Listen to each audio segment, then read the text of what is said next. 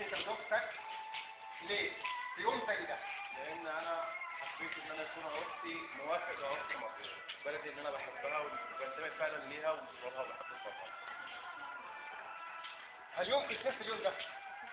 اكيد لا. اليوم ده بالنسبه لك مش فرح بس، اليوم ده هو مصر كلها هتتفرج عليكي، وانت بتحطي بدايه لمستقبل جديد بالنسبه لمصر. تقولي ايه؟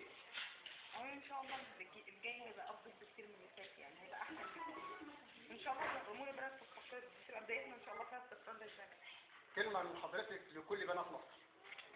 اتمنى والله ان كل بنات ينزلوا يشاركوا يبقوا زيي. يعني انا في يومي ومفروض ابقى منشغله في حاجه ثانيه، انا فضلت ان انا اجي في يوم فرحي ان انا ادي صوت. كلمه لعروستك من هنا من قلب اللجنه. قولها لك كمان مرة، قولها لك كمان مرة. بحبك بحبك يا ماريا، بحبك يا ماريا، وبحبك يا مصر.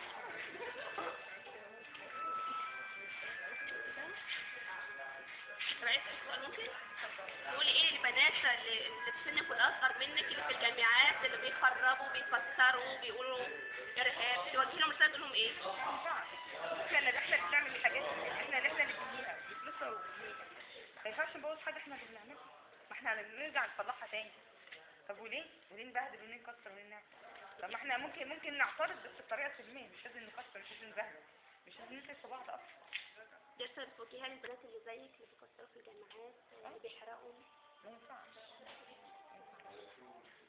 نعترض، ممكن نعترض بطريقه سلميه زي ما نكسر زي ما نهدي حد، لان احنا مش بنأذي اللي يضايقنا، بس اكيد بنأذي نفسنا في وقت الوقت. يا حبيبتي شكرا.